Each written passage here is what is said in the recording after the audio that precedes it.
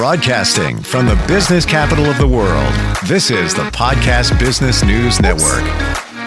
Hi, welcome back, everybody. Being a parent is not easy. That's rhetorical. I don't have to tell you that if you are a parent. But even more challenging if you have a child that has special needs. There's a lot going on there, a lot to unpack in your journey with them, support them. We're going to talk with somebody who has a lot of experience there, and that is by way of being a certified life coach and Clarity Catalyst instructor. And she's back with us. So much insight we get from her. Ghada Elias is here on the program. How you doing today? I'm good. How are you? Very well, very well. Good. When we say special needs, how do we define that? I mean, when we think of special need, we think of a child with a diagnosis. Can range from autism to ADHD to Down syndrome to any other diagnosis a child can get. That's just how we parents look at special needs. Sure. And when you work with somebody, a parent, well, let me just double check. Do you also work with children as well? It depends on where they are on the spectrum. Okay. Because someone like my son, I can't work with him because he doesn't have the understanding. But a child with like Asperger, yes, they do have the understanding, but you have to go with how much they understand. As a, and I'm just curious, do you have other children as well? I have two. I have a son and a daughter. Yes. And it's your son that has special needs, correct? My daughter too. She was born on the spectrum as well. Okay. But with a lot of therapy, she's in college now. Wow. Wonderful. Yeah. How did you, we're never prepared to be a parent. Oh. It's never. No. How did that journey work for you? How did it change for you in realizing that your children had special needs? Well, my story is different than a lot of people. Well, every story is different. But my story starts with my daughter, who was born with the major sensory dysfunction you can have in a kid. And back then, I didn't know what it was. I just kept on telling doctors that something is wrong with my daughter. Something is not right. I'm comparing her to other kids in the family, and something is not there. I didn't know what it was until one doctor actually listened to me and started me with early intervention. Back then, my daughter was 1.5 years. And even early intervention, I had no idea what it was. I just knew something is not right and I need to fix it somehow. I don't know how.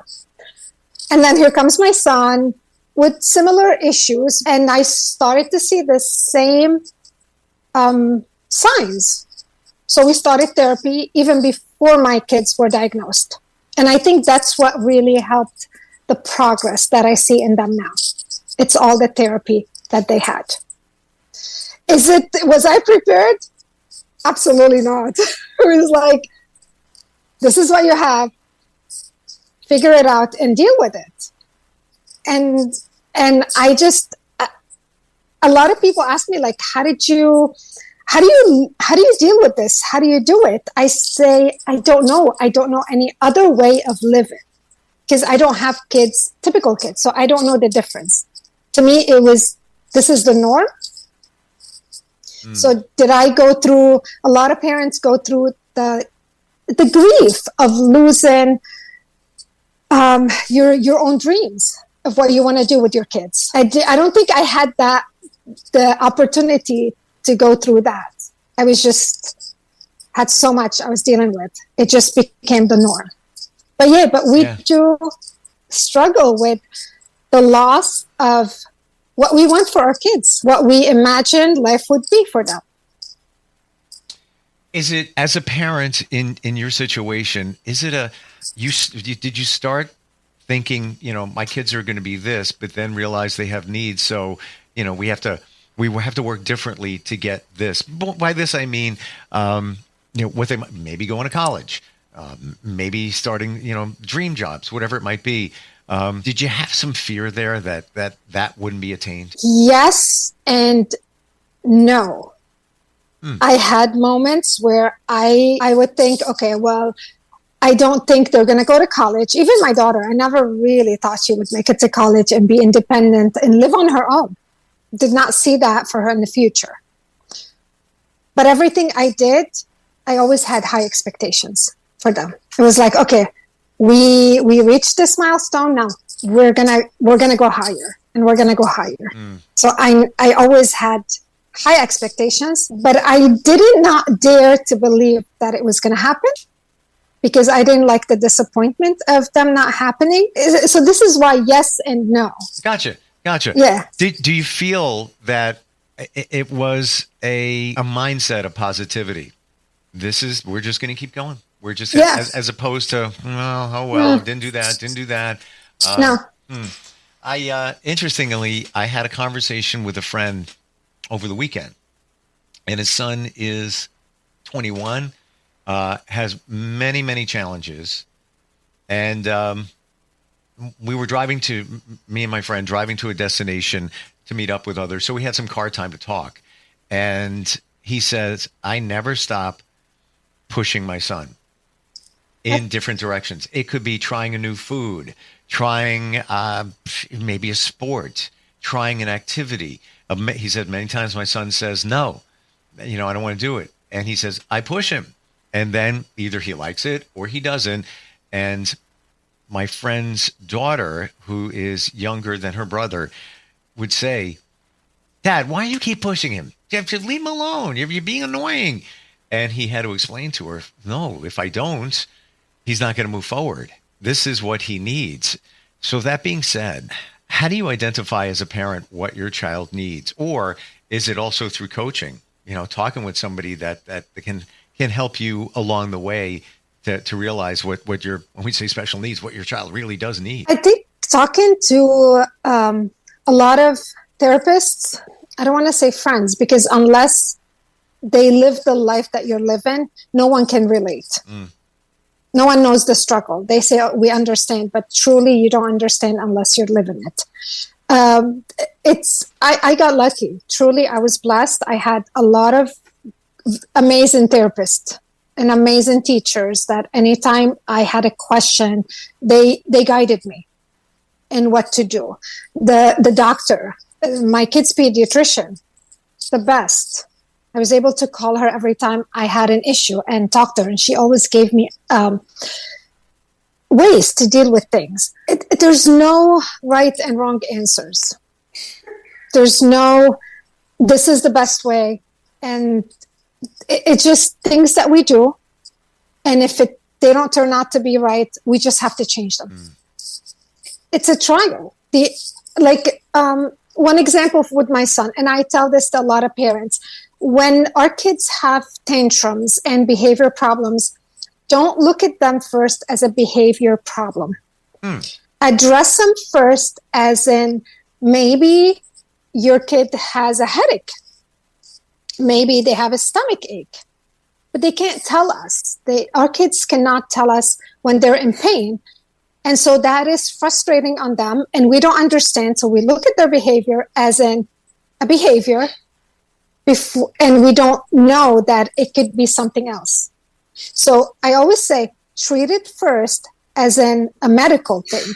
Maybe try medicine first. Try Advil, try whatever it is that you want to give your child, and see. If it improves, it's a medical thing. If it doesn't, then you start dealing with it as a behavior. That helped me a lot with my son. Wow. I never thought of it in that regard. Yeah. That, because my son couldn't tell me he was in pain. So we investigate. We're investigators when it comes to our kids. We have to figure out why it's happening. But don't drive yourself insane trying to figure out. Just, you've got to try things and see which one works. What about for the parent that is at the point where they're frustrated? They've gotten, maybe hitting a wall. They don't know how to proceed. Do you support them in that way as well? Yeah, we all hit a wall. I hit so many walls. I had days when I just went to sleep crying, and I'm like, I can't do this. I'm done. I'm frustrated. Life is not the same with kids with special needs. And it's never the same, because you always have restraints. When you hit a wall, this is where self-care comes in. We hit a wall because we are so in that circle of special needs that we just don't take time for ourselves to breathe and to step back and think of things differently, basically. Self-care is the most important thing that I did not realize until 5 years ago. I was in it. I was in that circle. I don't want to agree, just to agree, but I did the same exact thing. And I only figured that out maybe 3 to 4 years ago. Prior to that, never did it. I remember signing up in 2019 for the gym, which is 800 feet away from here. And I would go to the gym and I would get on the treadmill and I would get off about, 12 minutes later, thinking to myself, I got to go to work. I got to take care of my family. Gotta. Instead of saying, take care of you. So I get off the treadmill, leave the gym, come here. I don't want to say it was ridiculous, but it's kind of, why did I show up in the first place? But to your point, didn't realize how important self-care is. We feel guilty in doing it. And especially with a parent of a special needs child, you're focused all on them, but you can't give them the best focus if you haven't focused on you. Right? Exactly. And a lot of people think self-care, oh my gosh, it's a lot. Like, I've got to do so much for myself to feel better. And no, you don't. You really have to figure out, schedule just a small portion of your day, maybe 10 minutes, 15 minutes. Really, that's all it takes, just for you to read a book, recharge, whatever it is that makes you happy. A cup of coffee, cup of tea. Step away from everything. Have peace and quiet. Yeah. Go for a walk. I mean, my biggest self-care, and this is a non-negotiable, this is like a doctor's appointment that lasts 10 days, is my solo traveling. This is my biggest one. But during the day, I take time for myself. That 30-minute, to me, it's a doctor's appointment. It is non-negotiable. That's how we have to think about it. Self-care is non-negotiable. Goes on your calendar. And don't deviate. No. That's it. No, yep. It's really a very important doctor's appointment. That's what I tell parents. It's a doctor's appointment. Would you not make it to the doctor? Never thought of it that way. Same thing for you. Yeah. We minimize how important it is. But then we also look at it as, well, I don't have time for that. I can't afford that. Self-care, what is that? Going to the spa, getting my nails done? Blah, blah, blah, blah. No, it's 5 minutes and walk outside and just, I've gotten to the point, and I don't know if it's meditation, but I've gotten to the point where I can be anywhere and just take a moment, maybe close my eyes and just focus on nothing or something. But I'm almost mentally transported away from all of this to there, just by being intentional. And I never used to do that. It's almost magical. Like, it's like, at a moment. I look forward to those moments, and then it helps you, gives you clarity. It's like a reset button. Yeah. But we need to be grounded as well. One of the best ways is just take a walk outside. Yeah, exactly. It just like resets your brain. It brings you down to that level where, okay, I can breathe, I'll rethink of things, and then I respond the way that's going to make things better for me in life. And now, it's not perfect. Nothing is perfect. We're always going to have our ups and downs. We're going to have days where nothing is going right. But that's okay. It's just a day. It's going to pass.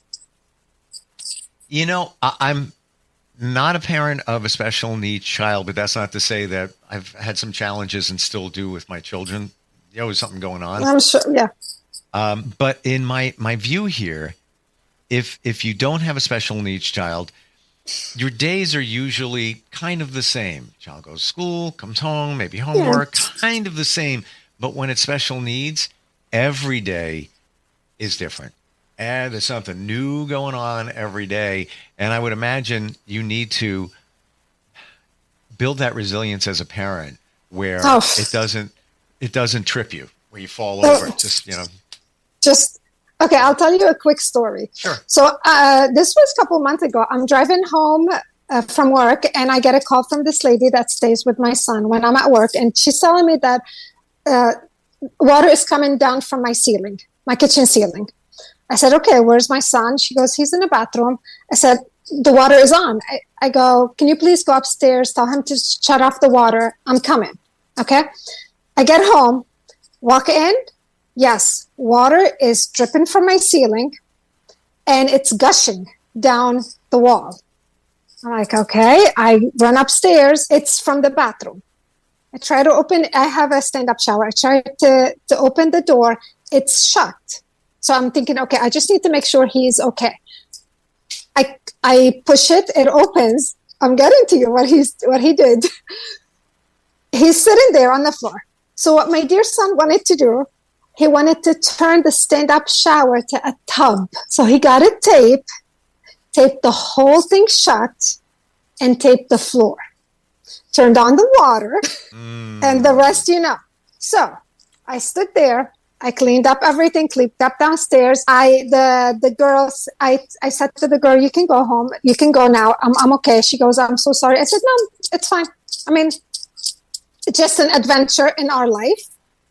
And at that moment, I looked at it and I'm like, wow, this kid is amazing. Yeah. I can't believe, instead of me getting upset because now I have a ceiling that I need to fix, I have all this damage, but all I could think of, like, wow, like he thought of it, like he thought of this plan and executed, and I'm just so amazed with his thinking. It's clever. I didn't get upset at all this. Yeah. This is the resilience that I've built. Yep. That I don't get upset when he breaks an iPad and when he does these things. I do address them. Like, I have stories of what he done and I address them. Sure.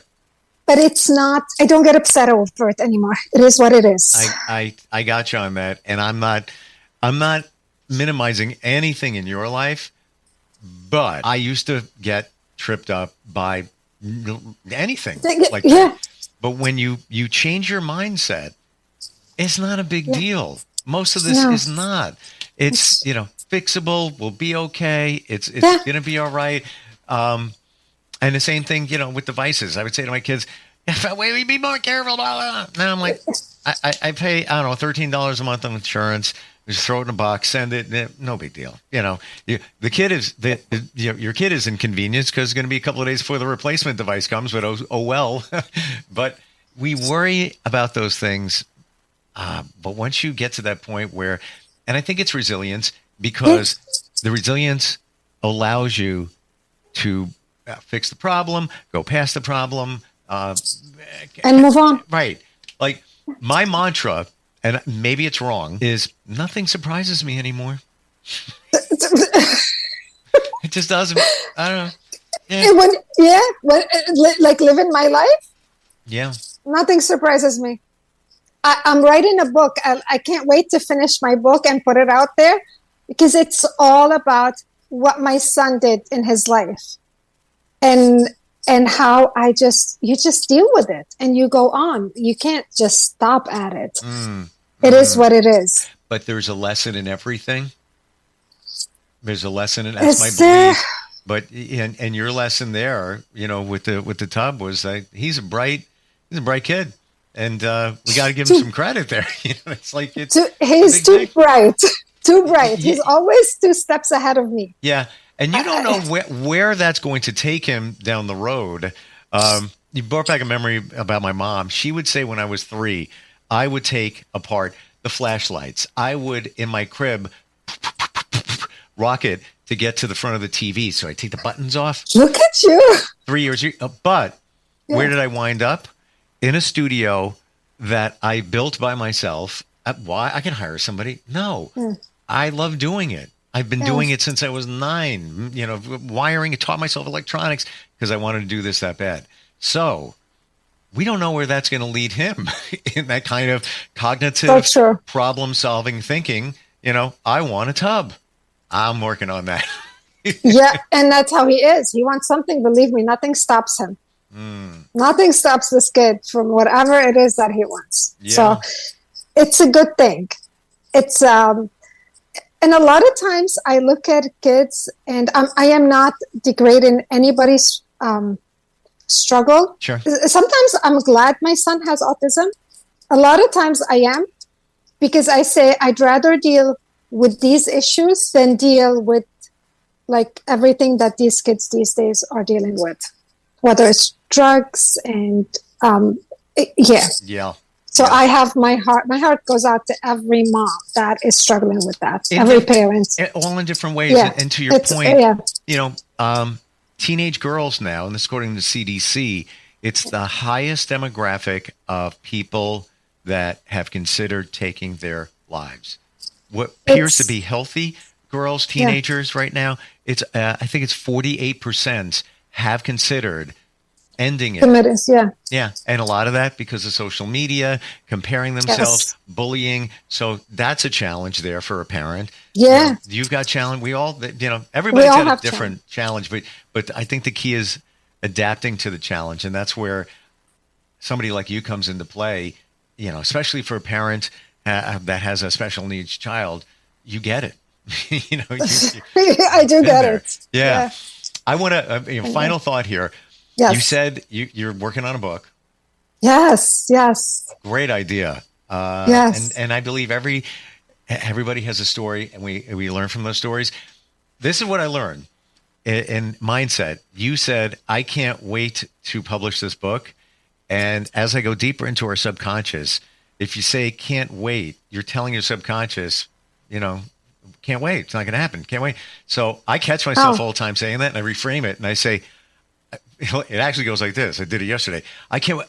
And I say, I'm looking forward to publishing. Okay. Yeah. I don't know. It's just, How about if I take it one more step? Go. I do have my book published. Oh. I'm going to take it one more step. There we go. Yeah, that is. I do have it. We went from here to here to over here because in terms of mindset, it's already done. It's already done. Yes. It's happening. Yeah. And this book is to bring joy and a smile on people's faces. And it will. It's got the stories in it I'm making them into humorous stories, so people will enjoy it. Yeah, but again, there's a story in everything, and absolutely, you manifested it. It's happening. It's already here. It's here. Or I believe it's right at the edge of your fingertips, so we have to just bring it in, whatever it might be. Ghada, what's the best way to find you? If you're a parent going through some challenges, or someone just needs some life coaching in general, how do they do that? Ghada, Ghada, at savoryourseasons.com. Just send me a message on my website and look into the retreat that I'm organizing next May in Greece. That is going to be awesome. I will be looking into that. I have not done, I shared with you, bucket list solo travel, which is, that's on my list. And interestingly, I spoke with a gentleman who is 84 years old and runs a major Greek Mediterranean food products company. And based on his story, he inspired me.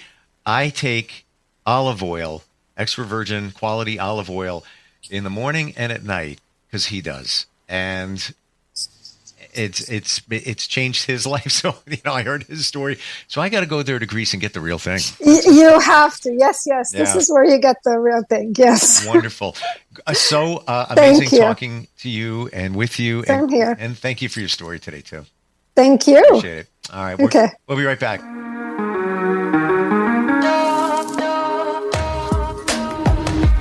Broadcasting from the business capital of the world, this is the podcast. For nearly 2,000 severely injured veterans, everyday life has become filled with barriers. Day-to-day simple tasks can become pretty daunting. I have to carry my chair up 2 flights of steps or have somebody do it for me. What scares me the most is just the falling. When I'm struggling with my house, I think, to have that one great barrier just knocked down, it's crucial. Home for Our Troops is a wonderful nonprofit that builds a mortgage-free, fully adaptive, handicap-accessible house. And there's no catch. It'll be our very first home that we've ever owned. This is a game changer. This is where your life begins again. We need you to join us in completing this important mission. Please visit hfotusa.org and help build homes. and rebuild lives. Because of you, everything's going to be okay.